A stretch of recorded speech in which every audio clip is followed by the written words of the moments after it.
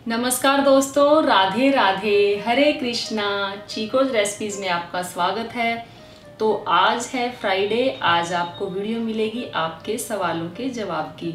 और आपके जो सवाल है इतने सारे हो जाते हैं, उसी कारण मुझे 2 बार वीडियो बनानी पड़ती है, पार्ट 1 पार्ट 2। उसके बावजूद भी आप लोगों की मुझसे शिकायत ही रहती है कि मैम आपने मेरे सवाल का जवाब नहीं दिया। तो कई बार ऐसा होता है कि सवाल आप लोगों के ज़्यादा होते हैं, कमेंट्स ज़्यादा आ जाते हैं, तो मैं नहीं देख पाती हूँ।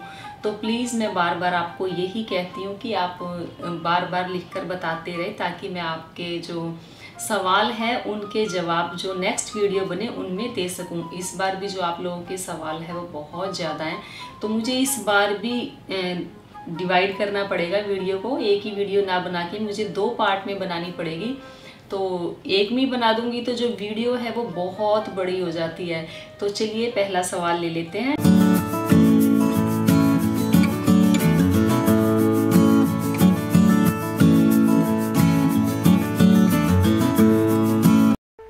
सब्सक्राइब करें चीको रेसिपीज़ को और बेल आइकन को टैप करें मेरी हर वीडियो सबसे पहले देखने के लिए। पहला सवाल है हरमन राधे का कि गोपाल जी के कपड़े होते हैं तो धोते हैं तो उनकी बुकरम खराब हो जाती है, इसके बारे में बताओ। तो हर बार बताती हूँ, शायद आप लोग या तो पूरी वीडियो देख नहीं पाते होंगे। ये तो मैं हर बार बताती हूँ। मैक्सिमम पूछते हैं कि मैम कपड़े कैसे वॉश करें, तो आप कैसे कपड़े धोती हैं ठाकुर जी के। तो मैं हर बार बताती हूँ कि मैं ठाकुर जी के कपड़े नहीं धोती हूँ। हाँ, जो इनकी फ्रॉक घर पर बनाई होती है वो धुल जाती है, लेकिन मार्केट की लाई फ्रॉक नहीं धोई जाती। उसमें बुकरम लगी होती है, गोटा किनारी होती है, वो खराब हो जाती है। तो बेहतर यही होगा कि जो ठाकुर जी के कपड़े हैं आप उनके ऊपर गंगा जल छिड़के उसके बाद उन्हें पहना दिया करें। क्योंकि ऐसा तो नहीं है कि उनके पास पोशाक 1 होती है या 2 होती है, ऐसा नहीं है। उनके पास पोशाक बहुत सारी हो जाती है, कम से कम 4 या 5 तो होती ही होती है। अगर आज हमने एक पहनाई तो उसकी 6वें दिन उस पहले वाली ड्रेस की बारी आती है। तो मैली तो ठाकुर जी की ड्रेस होती ही नहीं है, तो धोने का तो कोई मतलब ही नहीं है। तो मैं उनकी पोशाक नहीं धोती हूँ, गंगा जल से थोड़ा सा छींटा मारती हूँ और उन्हें पहना देती हूँ। फिर क्वेश्चन है विनीत जांघू का कि मैम आप प्लीज़ बताओ कौन कौन से व्रत जेंट्स रख सकते हैं। तो जो जेंट्स हैं वो मैक्सिमम व्रत रख सकते हैं। जैसे मंडे का शंकर भगवान का व्रत हो गया, मंगलवार को हनुमान जी के व्रत रखते हैं, बुधवार को गणपति जी के व्रत रखे जाते हैं, बृहस्पतिवार को भगवान विष्णु के लिए रखे जाते हैं, शुक्रवार के लिए तो खैर वैभव लक्ष्मी का व्रत है वो औरतें रखती हैं। और जो कई लोग तो सैटरडे के यानी शनिवार के व्रत भी रखते हैं। संडे के दिन सूर्य भगवान का व्रत होता है। तो सभी व्रत ये जो है ये जेंट्स रख सकते हैं। जो एकादशी का व्रत है वो भी जेंट्स रख सकते हैं, बच्चे भी रख सकते हैं, बड़े तो रखते ही रखते हैं। तो इसमें ऐसा कुछ नहीं, पूजा पाठ पर सभी का बराबर अधिकार है, कोई भी व्रत आप कर सकते हैं। तो आजकल तो मैंने ये भी सुना है कि जो जेंट्स हैं वो भी करवा चौथ का व्रत भी रख लेते हैं। हाँ, होली अष्टमी का व्रत नहीं रखते हैं, क्योंकि होली अष्टमी का जो व्रत होता है वो होता है अपने बच्चों के लिए, वो माएँ ही करती हैं। और बाकी जैसे दिवाली के दिन है लक्ष्मी जी के लिए व्रत किया जाता है, तो जो पति पत्नी है वो दोनों पूरा दिन व्रत रख सकते हैं। तो ज़्यादातर व्रत ऐसे हैं कि जो जेंट्स लोग रख सकते हैं। फिर क्वेश्चन है मोनू शर्मा का कि 56 भोग कब लगता है, लड्डू गोपाल के बर्थडे के दिन या after 6th date of birth of 56 भोग में पानी भी काउंट होता है, प्लीज़ रिप्लाई करिएगा।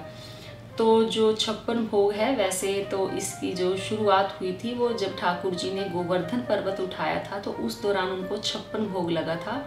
तो आप अपने ठाकुर जी के 56 भोग कभी भी लगा सकते हैं, उनके जन्मदिन पर लगा सकते हैं, या कभी भी जब भी आपका दिल करे ठाकुर जी को 56 भोग बनाकर खिला सकते हैं। उसके अंदर जो पानी है वो काउंट नहीं होता है। फिर क्वेश्चन है मयंक सिंह का कि मुझे पता नहीं है कि लड्डू गोपाल जी की सेवा कब शुरू की थी, मुझे दिन भी याद नहीं है, तो मैं अपने लड्डू गोपाल जी का जन्मदिन कब मनाऊं। तो आप अपने लड्डू गोपाल जी का जन्मदिन जो है जन्माष्टमी पर ही मनाएं, क्योंकि जन्माष्टमी पर तो उनका जन्मदिन वैसे मनाया ही जाता है। या आपको थोड़ा हल्का फुल्का याद होगा कि आप किस मंथ में लेकर आए थे, गर्मियाँ थी या सर्दियाँ थी, तो उस महीने में कोई भी एक शुभ दिन देखें, इतना तो थोड़ा बहुत तो आइडिया आपको होगा ही कि किस दिन लेकर आए थे, तो आप उनका जन्मदिन उसी दिन मनाएं। फिर क्वेश्चन है मी, खाली मी लिखा हुआ, आपका नाम मुझे नहीं पता क्या है। तो राधे राधे जी, बुरा मत मानना प्लीज़, जितने क्वेश्चन पूछे हैं वो क्या है, आपको देखकर ही मैंने गोपू की सेवा करनी सीखी है, इसलिए मेरे 3 क्वेश्चन हैं, बार बार पूछने से अच्छा है एक ही बार पूछ लूँ। आपने एक वीडियो में कहा था कि मैं लड्डू गोपाल जी के कपड़े नहीं वॉश करती, तो क्या आप बाहर से वॉश करवाते हैं या गंगा जल डालकर शुद्ध करते हैं? तो ये मैंने आपको बता ही दिया कि जो उनके कपड़े हैं मैं गंगा जल डालकर शुद्ध करती हूँ और ठाकुर जी के कपड़े नहीं धोए जाते हैं। फिर आपका क्वेश्चन है कि क्या कपड़े वॉश ना करने पर गंदे नहीं होते? तो ये भी मैंने आपको बता दिया कि उनके ठाकुर जी की जो पोशाक है वो गंदी नहीं होती है, प्लीज़ बुरा मत मानना। दूसरा मेरा क्वेश्चन ये है कि जन्माष्टमी पर सिर्फ कान्हा जी लेकर आ सकती हूँ या मुझे युगल जोड़ी ही लानी चाहिए? सिर्फ कान्हा जी ही लेकर आऊँ तो अच्छी बात है या युगल जोड़ी ही लाना अच्छा रहेगा? तो देखिए, ये आपकी इच्छा पर है कि आपको युगल जोड़ी लानी है या आपको जो लड्डू गोपाल जी हैं वो लाने हैं, ये आपके ऊपर डिपेंड करता है। वैसे तो आपके ऊपर भी डिपेंड नहीं है, ये तो ठाकुर जी ने, जिन्होंने, गोपाल जी ने अगर आपसे सेवा करवानी है, आपके घर आना है तो वो आएंगे। अगर युगल जोड़ी सरकार ने आपसे सेवा लेनी है तो वो आपके घर आएंगे, तो इसमें आपका कोई भी रोल नहीं है। हाँ, लेकिन ये जरूर है कि थोड़ी सी इच्छा आपको दिखानी होगी। अगर आप ठाकुर जी की तरफ एक कदम बढ़ाते हैं तो वो 1000 कदम चलकर हमारे पास आते हैं। तो बस आपकी इच्छा तीव्र होनी चाहिए, तो आप देखेंगे कि हो सकता है आपके लड्डू गोपाल जी भी आए और युगल सरकार भी आपके घर आ जाए। फिर आपका तीसरा क्वेश्चन है, कान्हा जी को ही लेकर आती हूँ तो उनको किस रिश्ते से घर में लाऊं? मेरे पास गोपू है मेरे लाला के रूप में पहले से ही, और मैं मैरिड हूँ, 2 बच्चे भी हैं मेरे, तो कान्हा जी के कौन से रिश्ते से लाऊं? तो जब युगल जोड़ी या कान्हा जी को लाऊं तो सिर्फ पंचामृत से ही स्नान करवा दूं या प्राण प्रतिष्ठा करवानी पड़ेगी? तो आप, वैसे तो जो भगवान होते हैं वो हमारा सच्चा रिश्ता उन्हीं से होता है, हमारी माँ बाप भाई बहन, और जो हमारे सबसे अच्छे होते हैं मित्र भी हमारे वो ही होते हैं। लेकिन हम लोग जो है हम समझते नहीं है कि हमारे सभी रिश्ते उन्हीं से हैं और वो ही हमारे हैं। हम जो हमारे भौतिक संसार में रिश्ते हैं हम उनमें उलझे रहते हैं, तो उनका जो रिश्ता है थोड़ा हम कमज़ोर कर लेते हैं। तो आप उन्हें किसी भी रिश्ते के रूप में लेकर आएं, वो अपना फर्ज पूरा निभाएंगे। और रही बात उसकी कि पंचामृत से स्नान करवाना है प्राण प्रतिष्ठा करवानी है, तो ऐसा जरूरी नहीं है कि प्राण प्रतिष्ठा करवानी जरूरी होती है। आप उन्हें घर पर लेकर आए, पंचामृत से स्नान करवाएं, तो घर में जितने भी मेंबर हैं आप ओम नमः भगवते वासुदेवाय मंत्र का जाप करें, थोड़ा सा भजन कर ले, कीर्तन कर ले, थोड़ा सा ये लगता है कि घर में थोड़ा उत्सव सा हो जाता है और अच्छा लगता है। और जो ठाकुर जी के प्रति हमारे जो भाव हैं वो थोड़े और ज़्यादा आते हैं, क्योंकि घर में जो माहौल होता है वो भक्तिमय हो जाता है। फिर क्वेश्चन है सोहन सिंह का कि मेरे से कान्हा जी गिर गए थे, उनकी सिर की पीतल की जूड़ी टूट गई है, क्या मैं उन्हें अपने साथ रख सकती हूँ? क्योंकि मेरा मन उन्हें छोड़ने का नहीं है, क्या वो खंडित हो गए हैं? तो जी बिल्कुल, खंडित तो वो हो गए हैं, लेकिन अगर आपका उनके साथ इतना लगाव है तो आपके भाव हैं, ये तो आपकी श्रद्धा है, आप उन्हें पूजा कर सकती हैं। वैसे कहते हैं कि खंडित मूर्तियाँ घर में नहीं रखनी चाहिए, तो लेकिन जब उनके साथ इतना लगाव है, हमारे फैमिली मेंबर जैसे हो जाते हैं, हमारे परिवार का हिस्सा हैं, तो क्या घर में परिवार में किसी के चोट लग जाती है तो क्या उन्हें हम छोड़कर आते हैं? नहीं आते ना। तो उनके साथ रिश्ता दिल से इतना अच्छा जुड़ जाता है कि हमें उन्हें छोड़ने का मन ही नहीं करता, चाहे उनके आँख निकल जाए या हाथ निकल जाए, या जो आपने बताया कि उनकी जूड़ी टूट गई। तो शास्त्रों के अनुसार मूर्ति खंडित है, लेकिन मेरा ये मानना है कि ये अपने अपने भाव होते हैं, तो आप अपने भावों के जरिए देखिए कि आपको उन्हें अपने घर में रखना है या आपको उन्हें जल प्रवाह कर देना है। फिर क्वेश्चन है राजपूत युवराज का कि कृपया बताएं कि अशुद्ध दिनों में माला जाप कैसे करें, क्योंकि हमारे घर पर 8 दिन तक पूजा रूम में ही नहीं जाते हैं, तो क्या मैंने जो 16 माला जाप का नियम लिया है वो टूट जाएगा? कृपया मार्गदर्शन करें। तो पीरियड्स में माला का जाप नहीं करते हैं। कहते हैं कि जो माला है वो अशुद्ध हो जाती है। तो जो आपने माला का जाप का नियम लिया हुआ है तो वो माला जाप आप बाद में करें। 8 दिन तक तो नहीं, आप 3rd डे यानी कि तीसरे दिन अपना सर धोएं, उसके बाद आप माला जाप कर सकते हैं। फिर क्वेश्चन है प्रगति पाराशर का। तो आपने काफ़ी बार मुझसे पूछा कि आप एक कॉपी पर राधे राधे लिखती हैं, वो पेज भर जाता है, तो उसका क्या किया जाता है। तो देखिए उसका पेज का मैंने भी एक बार बुक कॉपी लिख कर दी थी राधे राधे की। तो मैं किसी ने लिखवाई थी मुझसे, तो मैंने दे दी थी उन्हें, लेकिन मुझे नहीं पता उसका क्या करते हैं वो लोग। या तो वो मंदिर में रखी जाती है, मुझे इसके बारे में कोई आइडिया नहीं है। हाँ, जैसे ही मुझे इसके बारे में पता चलेगा, क्योंकि मैंने जिनको लिख कर दी थी मैं उनसे पूछूंगी कि वो क्या करते हैं, तो कोशिश करूंगी कि नेक्स्ट बार आपकी जो सवाल है उसका जवाब दे दूं। फिर क्वेश्चन है मुक्ता शर्मा का कि मेरे घर का मंदिर थोड़ा सा क्रैक हो गया है, तो क्या मुझे मंदिर को चेंज करना पड़ेगा। तो पहले तो मुझे ये नहीं पता कि आपका जो मंदिर है किस चीज़ का है। बाकी जो मंदिर लकड़ी का है वो रिपेयर हो जाएगा, या सीमेंटेड है तो वो भी रिपेयर हो जाता है। ऐसा कुछ नहीं है कि वो आपको चेंज करना पड़ेगा। फिर क्वेश्चन है नीलम गिल का कि मेरे लड्डू गोपाल का हाथ टूट गया है, क्या करें। तो सेम वही क्वेश्चन है जो उन्होंने पूछा कि उनके ठाकुर जी की जूड़ी टूट गई थी, तो आपका भी वही सवाल है। तो टोटली आपके भाव पर डिपेंड करता है। आपने अगर हाथ टूट गया है तो उस हाथ को आप या तो फेविबॉन्ड से या किसी जिस भी चीज़ से चिपकाया जा सकता है आप उससे चिपका दें। अगर आपका मन है उन्हें रखने का, आपको उनसे बहुत लगाव है कि उन्हीं को आपने रखना है, तो आप रखें। अगर आपको लगता है कि खंडित मूर्ति मुझे नहीं रखनी, तो आप उन्हें जल प्रवाह कर दें और नए ठाकुर जी ले आएं। फिर क्वेश्चन है वासु गोपाल का कि मंदिर के पीछे लोग उंगली से क्या लिखते हैं, मैंने कई बार देखा है। और पूजा में सिंदूर किस हाथ से लेना चाहिए या लगाना चाहिए, आपने कुछ लिखा नहीं। तो मंदिर के पीछे जो उंगली से लिखते हैं, ज़्यादातर लोग स्वास्तिक ही बनाते हैं या शुभ लाभ लिख देते हैं, मुझे तो यही पता है। बाकी अगर और कुछ भी लिखते हो तो मुझे इसके बारे में कोई आइडिया नहीं है। ये है कि मंदिर के जो मूर्तियाँ होती है उसकी पीछे वाली जो दीवार होती है जहाँ परिक्रमा करते हैं, वहाँ उंगली से स्वास्तिक भी बनाया जाता है। और हाथ हो सकता है आपकी कोई मनोकामना हो या कोई विश हो, वो लिखी जाती हो, क्योंकि वहाँ पर मैंने काफ़ी लोगों को देखा है, वहाँ पर जो मत्था है वो भी टेकते हैं और स्वास्तिक भी बनाते हैं। और रही बात की कि पूजा में सिंदूर किस उंगली से लगाना चाहिए या किस हाथ से लगाना चाहिए, तो हमेशा सीधे हाथ का यूज़ किया जाता है। और शुभ कामों के लिए जो सिंदूर है वो हमारी सबसे छोटी वाली उंगली से नेक्स्ट उंगली यानी कि अनामिका उंगली से ही सिंदूर लगाया जाता है। फिर क्वेश्चन है राधा कृष्ण का कि हम लड्डू गोपाल की एक ही चीज़ का दिन में 2 बार भोग नहीं लगा सकते क्या। एक ही चीज़ मतलब मुझे नहीं समझ लगी। जैसे या तो आप बिस्किट बोल रहे हैं, रस बोल रहे हैं, या कोई मिठाई है, मिठाई का भोग 2 बार लगा सकते हैं। तो रही बात खाने की, जैसे आपने रोटी सब्जी जो सुबह भोग लगाया है वो ही लगा देंगे, तो वो ऐसा नहीं है। ठाकुर जी के लिए जो भोग बनेगा वो ताज़ा ही बनेगा। हाँ, बिस्किट, रस वगैरह या कोई मिठाई है या कोई फ्रूट है वो आप भोग लगा सकते हैं। और वो भी जो भोग लगा चुके हो आप, उसी को दोबारा नहीं लगाना। आपको जो भोग लगा चुके हैं उसे प्रसाद के रूप में पूरे घर में सब लोग खा लें, और बाकी जो नया फ्रूट है या नई मिठाई है या जो नए बिस्किट है उसी का ही आपको भोग लगाना है। फिर क्वेश्चन है मिथिलेश देवी का कि मेरे सवाल ये था कि मैंने एकादशी के 1 साल के लिए उद्यापन एकादशी से व्रत शुरू किया है। उनका उद्यापन कौन सी एकादशी को करूं, उत्पन्ना एकादशी को या उससे पहले जो एकादशी आती है उस एकादशी को करूं, और एकादशी वाले दिन करूं या द्वादशी के दिन करूं।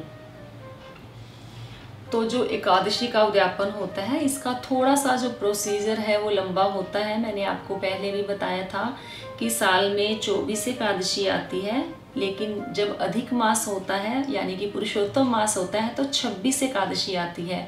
व्रत आपको पूरे साल करने होते हैं। रही बात आपको उद्यापन करने की, तो उद्यापन करने के लिए आपको वो एकादशी देखनी होती है कि वो एकादशी क्षय ना हो, या जैसे दशमी तिथि में एकादशी ना हो या द्वादशी तिथि में एकादशी ना हो, यानी कि पूर्ण एकादशी होनी चाहिए और शुक्ल पक्ष की एकादशी होनी चाहिए। तो आप कोई भी एकादशी को कर सकते हैं। ऐसा नहीं कि आपने पूरे 1 साल व्रत कर लिया तो नेक्स्ट एकादशी को आपको उद्यापन करना ही करना है, ऐसा नहीं है। आपने पूरा 1 साल व्रत किया तो आप कभी भी उस एकादशी का उद्यापन कर सकते हैं, लेकिन ध्यान रहे एकादशी शुक्ल पक्ष की हो और कोई भी एकादशी क्षय ना हो और वो एकादशी शुभ वाली हो, तो उस पे आप कर सकते हैं। तो एकादशी के दिन करूं या द्वादशी के दिन? तो एकादशी के दिन रात को हवन किया जाता है पहले, और फिर द्वादशी के दिन जो हमने दान देना होता है, जैसे 24 एकादशी है और एक बढ़े हुए मास की 26 एकादशी होगी, तो हमें 26 पंडितों को दान देना होता है, उनको वस्त्र देने होते हैं, बर्तन देने होते हैं। तो वो देने के बाद उनको जो भोजन करवाया जाता है उसके बाद आपको भोजन करना होता है। और एकादशी के दिन आपको जो दान देना होता है तो वो दान आपको फल का ही देना होता है। तो मैंने वीडियो बनाई भी हुई है कि एकादशी का आसान तरीके से उद्यापन कैसे करें, आप चैनल पर जाकर देख सकते हैं। लेकिन आपने पूरे साल व्रत किए ही हैं तो आपको इकट्ठा करना पड़ेगा। तो ये नहीं कि आपको एकादशी को करना है, द्वादशी को करना है, तो दोनों दिन चलता है। एकादशी को आपका व्रत होगा, आपको हवन करना होगा, फ्रूट का दान देना होगा, दूध का दान देना होगा और साथ में दक्षिणा भी देनी होगी। द्वादशी के दिन आपको अन्न का जो है दान करना होगा, ब्राह्मणों को भोजन करवाना होगा, तो फिर आपका जो उद्यापन है वो संपूर्ण माना जाएगा। फिर क्वेश्चन है जसमीत सिंह का कि मेरे पास एक तुलसी माला है जिसमें मैं मंत्र जाप करता था, पर उसको मैंने 6-7 साल से यूज नहीं किया, तो क्या मैं इसको राधा कृष्ण जी के चरण पे रख सकता हूँ? तो जी तुलसी माला है वो तो आप ठाकुर जी के पास रख सकते हैं, उनके चरणों में रखें। वैसे चरणों में कहते हैं कि तुलसी का पत्ता ही रोज चढ़ाना चाहिए ठाकुर जी को। हाँ, तुलसी माला आप ठाकुर जी के पास रख सकते हैं। फिर क्वेश्चन है हरिओम सिंह का कि मैम जगन्नाथ महाप्रभु की सेवा कैसे करें, प्लीज बताएं। मैंने विग्रह लिया है, सेवा कैसे करें बताइए। तो जैसे लड्डू गोपाल जी की सेवा की जाती है, जगन्नाथ भगवान जी का जो आपने विग्रह लिया है उनकी भी सेवा वैसे ही की जाती है, क्योंकि वो भी ठाकुर जी हैं, वो भी कृष्ण भगवान ही हैं। तो आपको करना क्या है, सुबह या तो आप उनको रोज स्नान करवाएं, रोज स्नान नहीं करवा सकते तो गंगा जल मिश्रित पानी से उनको छींटे मारें, फिर उनको तुलसी दल चढ़ाएं, उनको दूध का भोग लगाएं, फ्रूट का भोग लगाएं। दोपहर में आप उनको भोजन करवाएं बिना प्याज लहसुन का, ठाकुर जी को भोग लगाया जाता है तो बिना प्याज लहसुन का ही भोग लगाया जाता है। शाम को फिर आप उन्हें दूध या जो भी मिठाई है उसका भोग लगाएं, या जो भी आपने भोग लगाना है उसका रात को फिर से उन ठाकुर जी को दूध का भोग लगाएं और उन्हें शयन करवा दें। तो ये है जगन्नाथ जी की सेवा। इनकी सेवा बिल्कुल वैसे ही है जैसे युगल जोड़ी की आप करते हैं या गोपाल जी की सेवा करते हैं। फिर क्वेश्चन है मीना राजवंश का कि गोपाल जी का कलर उतर गया है, फिर उसके लिए कुछ बताइए प्लीज, इस पर वीडियो बनाकर अपलोड कीजिए। तो मैं वीडियो अपलोड कर चुकी हूँ। अगर आपके ठाकुर जी का कलर उतर गया तो क्या करें, आप चैनल पर जाकर देखें। रही बात, तो आपने ये नहीं बताया कि आपके ठाकुर जी ब्लैक कलर के हैं, तो ब्लैक कलर की कोटिंग कहीं कहीं से उतर जाती है, तो ब्लैक एनेमल कलर आता है, उससे आप उनकी टचिंग कर सकते हैं। हाँ, वो मुझे नहीं पता कि अगर आपके ठाकुर जी पीतल के हैं तो आपको उनको पूरा पेंट ब्लैक कलर का करना है, तो मैंने अभी तक उन्हें किया नहीं है ब्लैक कलर का पूरा एनेमल पेंट से। तो जो मेरे ठाकुर जी हैं उन पे कोटिंग की हुई आई थी, उनका कहीं कहीं से कलर उतरता है, तो मैं उनको ब्लैक एनेमल कलर से उनका जो है टचिंग कर देती हूँ। फिर क्वेश्चन है उमा शर्मा का कि दीदी जी प्लीज़ मेरा ये क्वेश्चन है कि हम अपनी एक आदत जो अच्छी नहीं है, जुड़ा मतलब कि शायद छुड़ा सकते हैं, कैसे छुड़ा सकते हैं, प्लीज़ बता दीजिए। मेरा वीडियो में ज़रूर बताना। हरे कृष्णा। मैंने इतना लंबा मैसेज दिया, राधे राधे, सॉरी। तो ऐसा कुछ नहीं है, आपने जितना क्वेश्चन आपका होगा उतना तो आप पूछेंगी। तो सबसे पहले तो ये है कि कैसे छुड़ा सकते हैं आपके अंदर जो एक अच्छी आदत नहीं है। तो आपका प्लस पॉइंट यही है कि आपने एक्सेप्ट किया है कि आपके अंदर एक अच्छी आदत नहीं है। तो मैक्सिमम हम ऐसे हैं कि हमें अपनी सारी आदतें अच्छी ही लगती हैं, हमें लगता ही नहीं कि हमारे अंदर कोई बुरी आदत है। तो सबसे प्लस पॉइंट यही है कि आपको लगा कि आपके अंदर अच्छी आदत नहीं है, तो समझ लो ठाकुर जी आपसे वो आदत छुड़वाना ही चाहते हैं। तो आप ठाकुर जी की तरफ ध्यान लगाएं और प्रण लें कि जो आपके अंदर अच्छी आदत नहीं है मुझे उस तरफ जाना ही नहीं है। तो देखेंगे कि जैसे जैसे आप ठाकुर जी का नाम लेते जाएंगे, सेवा करते जाएंगे, तो आपके अंदर जो विकार है या आपकी जो बुरी आदतें हैं पहले तो उभर कर आएंगी, क्योंकि घर में कोई कमी होती है या घर में ही लगा लो कंस्ट्रक्शन करवानी है, तो सबसे पहले तो लगता है कि टूटा फूटा है तो हमें एकदम से फैलाव ज़्यादा करना होता है, क्योंकि हर चीज़ तोड़नी ही पड़ती है। तो जब टूटेगी तभी तो वो बनेगी नहीं। और घर में कोई कीड़े मकोड़े भी आ गए, अगर उनकी दवाई डालते हैं तो एकदम से ही उभर कर बाहर आ जाते हैं। तो ऐसे ही हमारे विकार हैं, जब आप कृष्ण रूपी नाम की दवाई अपने अंदर डालेंगे तो जो आपके विकार हैं वो बाहर एक बार तो ज़्यादा निकलेंगे ही निकलेंगे, तो टेंशन मत लेना, तो समझ लेना कि वो ख़त्म होने वाले हैं। फिर क्वेश्चन है रिया धीमान का कि ज़्यादा लड्डू गोपाल जी रखने से कोई नुकसान तो नहीं होता? मेरे पास 5 लड्डू गोपाल जी हैं और 1 युगल जोड़ी। तो जी बिल्कुल भी नुकसान नहीं होता, आप 5 क्या 10 गोपाल जी रखें। तो मैंने पहले भी बताया था कि एक रंजीता सोनी नाम की मेरी सब्सक्राइबर है, बॉम्बे में है, उन्होंने 11 लड्डू गोपाल जी या 12 लड्डू गोपाल जी रखे हुए हैं और 1 बाल राधा रानी भी रखी हुई है। और मैंने पहले भी बताया है सबको, तो किसी ने ये भी कहा था कि मैम प्लीज़ आप उनकी जो पिक है वो हमें ज़रूर दिखाएं कि उनके जो इतने सारे लड्डू गोपाल जी हैं वो कैसे हैं, और वो इतने अच्छे ढंग से उन्हें सजा कर रखती हैं कि आपको अभी आपको पिक दिखाऊंगी मैं। तो उन्होंने बोला भी था कि उनकी पिक दिखाना, तो मैं आपको उनकी जो फ़ोटो है मैंने उनसे मंगवाई थी तो आपको दिखाऊंगी। वो इतने सुंदर है और इतने भाव से वो सेवा करती हैं, तो मैं तो खुद देखकर हैरान हो गई कि यहाँ तो एक लड्डू गोपाल जी की सेवा नहीं हो पाती है, तो उन्होंने तो 11-11, 12-12 लड्डू गोपाल जी की सेवा की है। तो चलिए दिखाती हूँ आपको उनकी फ़ोटो।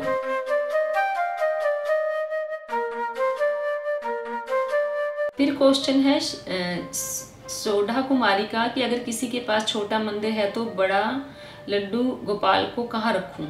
तो ज़रूरी नहीं है कि आपको अपने लड्डू गोपाल जी को मंदिर में ही रखना है, तो आप एक छोटा सा आसन ले लें, गोपाल जी को उस पर बिठाएं, जहाँ पर आप दिन में बैठे उन्हें वहाँ बिठाएं, और आसन थोड़ा ऐसा ले लें कि जिस पर उन्हें आप सुला भी सकें, तो आप उसी पर उन्हें बिठाएं, उन्हीं पर उन्हें सुलाएं, और उन्हें आप कहीं भी बिठा सकते हैं, ज़रूरी नहीं है मंदिर में ही बिठाना है। फिर क्वेश्चन है एस सैनी का कि जिस खाने से आप लड्डू गोपाल जी को भोग लगाते हो, जैसे चाय दूध, उस खाने का चाय दूध आप क्या करते हो? पक्षियों को डाल देते हो या खुद ग्रहण करते हो? तो देखिए वो तो महाप्रसाद होता है, उसे पक्षियों में नहीं डाला जाता। हाँ, पक्षियों के लिए आप अलग से कुछ डालें, लेकिन जो ठाकुर जी के भोग लगाया जाता है वो एक दवा बन जाती है, वो एक अमृत बन जाता है। तो वो जो प्रसाद है घर में हम सब ग्रहण करते हैं, तो आप भी जो भी भोग लगाते हैं उसको ठाकुर जी का जो भोग लगाया हुआ सामान होता है, जो सब्जी बनी होती है, उसमें मिक्स करें और घर में सब ग्रहण करें। फिर क्वेश्चन है रितु रावत का कि इस सावन में लड्डू गोपाल जी लेके आना चाहती हूँ, प्लीज़ आप कोई ऑनलाइन वृंदावन शॉपिंग साइट बताइए जहाँ से मैं लड्डू गोपाल जी ऑर्डर करवा सकूँ। तो देखिए मुझे अभी नहीं पता कि ऑनलाइन साइट कौन सी है जिससे आप लड्डू गोपाल जी मंगवा सकते हैं, क्योंकि मैंने कभी ऑनलाइन साइट से कभी कोई सामान नहीं मंगवाया ठाकुर जी का खास तौर पर, तो मुझे इस बारे में कोई आइडिया नहीं है। हाँ, लेकिन जैसे मुझे नेक्स्ट वीडियो में पता चल जाएगा तो उस वीडियो में मैं आपको ज़रूर बता दूँगी। फिर क्वेश्चन है विनीता का कि क्या लड्डू गोपाल जी को डेली यूज़ के लिए mustard oil, refined oil use कर सकते हैं, और एकादशी में कौन सा ऑयल यूज़ करना चाहिए? तो आप ठाकुर जी के लिए डेली यूज़ में मस्टर्ड ऑयल यूज़ कर सकते हैं, रिफाइंड ऑयल भी यूज़ कर सकते हैं। एकादशी में आपको मस्टर्ड ऑयल यूज़ नहीं करना, सोयाबीन का कोई भी तेल यूज़ नहीं करना, और आपको एकादशी के दिन राइस ब्रैन ऑयल आता है, आपको वो भी यूज़ नहीं करना। आप सफोला यूज़ कर सकते हो, आप सनफ्लावर ऑयल यूज़ कर सकते हो, देसी घी यूज़ कर सकते हो, और दूसरा आप जो मूंगफली का तेल होता है वो भी यूज़ कर सकते हो। तो ये थे आप सभी के सवालों के जवाब, बाकी रहते हैं अभी काफ़ी सवाल आपके हैं, वो आपको पार्ट 2 में वीडियो मिल जाएगी। तो उम्मीद करती हूँ आपको मेरी आज की वीडियो जरूर पसंद आई होगी, तो वीडियो को लाइक करें, शेयर करें, मेरे चैनल को सब्सक्राइब करना बिल्कुल ना भूलें। हमेशा की तरह अपने सुझाव देते रहें। आज के लिए इतना ही, फिर मिलते हैं पार्ट 2 में आपके सवालों के साथ। राधे राधे, हरे कृष्णा।